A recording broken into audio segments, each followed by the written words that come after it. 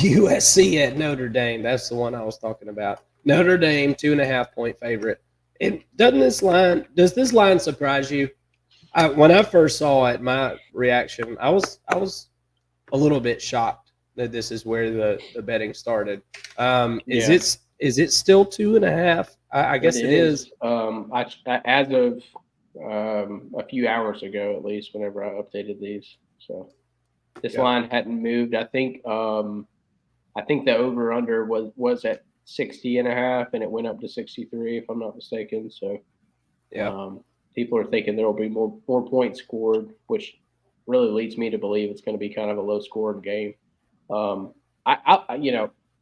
I do agree with you that it did shock me that Notre Dame is favored at all, and um, to me, it's kind of like UCLA last week where they were favored against Washington State, and we were both kind of like, oh, that seems a little bit odd. But then, as I kind of played through it, it made a little bit more sense. Where, um, if you looked at UCLA prior to the game against Utah, then you would have had them winning against Washington State. And to me, if I looked at Notre Dame versus USC, but Notre Dame prior to losing to Louisville, I would have had Notre Dame winning this game because of their Yeah. defense. Yeah. I think that they're able to get just a few more stops than USC is, and maybe able to win the game. I don't know, that would have been my thought before seeing them against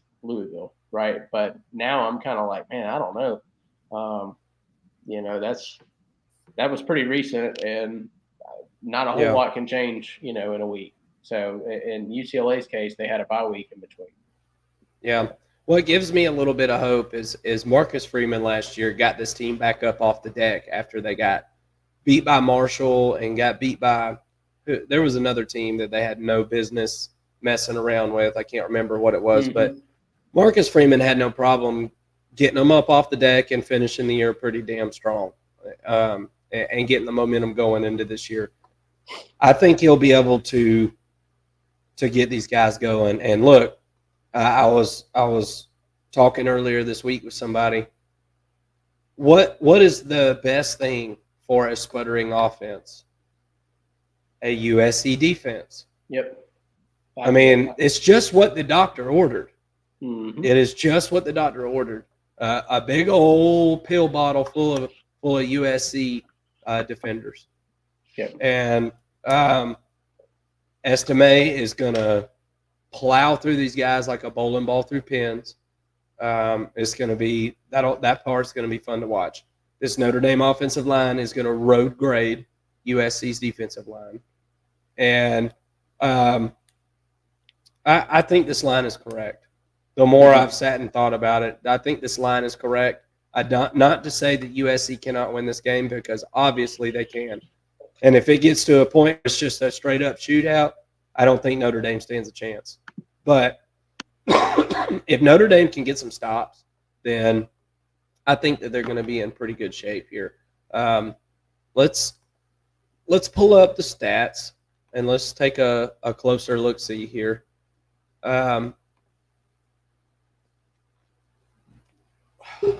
Mason, do you want to take us through there, since you probably got it full Yeah. screen? Yes, sir. I'm So having to watch the stream lab. yeah, I understand. Um, well, to me, whenever I was breaking down these numbers, I saw what I thought I would see. Right, USC's really the best offense in college football statistically. They're the number one scoring offense, third in passing offense, sixth in rushing offense. They do both things really well. Only 46th in third down conversion. I thought that was kind of surprising. They're less than 43% on third down, which is a little bit surprising, and pretty good. Actually outstanding. Considering the questions that we had at offensive line. What they've been able to do is pretty remarkable. They've only allowed 23 tackles for a loss. Now, a lot of that is Caleb Williams, scatting around in the backfield and making guys miss and doing what he does. He's a freaking Houdini, guys. So Yeah. that's to be expected in some ways, but um, this is a really good offense, right?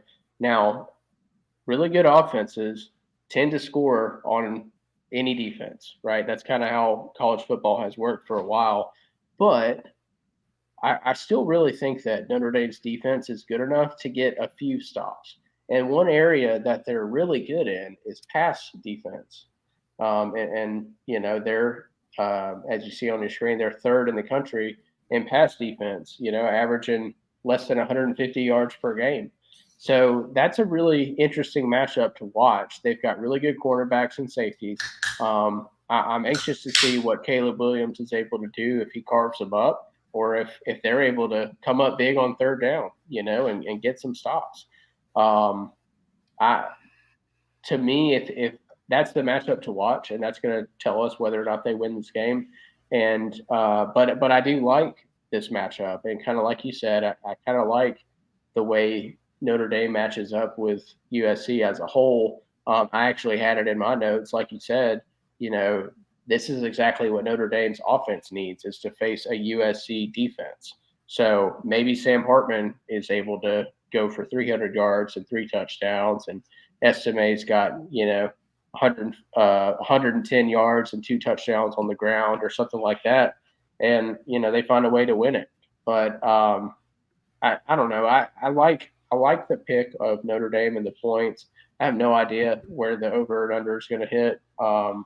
That could go a few different ways, in my opinion. So, give me Notre Dame and the points. Obviously, Notre Dame would win in that case, and I think it is a close game. I think it's a 4-quarter game, and everything that it was supposed to be before Louisville. I wish that Notre Dame was able to beat Louisville, because that would just make this game mean so much more. But without anything to play for, too, I mean, is Notre Dame going to be prepared? I think they still will be.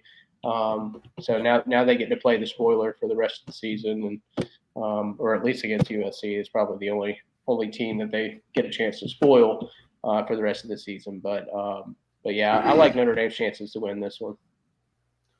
Yeah, I do too. I've been USC's been cruising for a bruising, man. They've been they've been playing with their food, and this will be a pretty good environment at Notre Dame. I think it will be, and this offense for USC was really discombobulated last week. It's the worst I had seen them, and it doesn't seem like this is a team.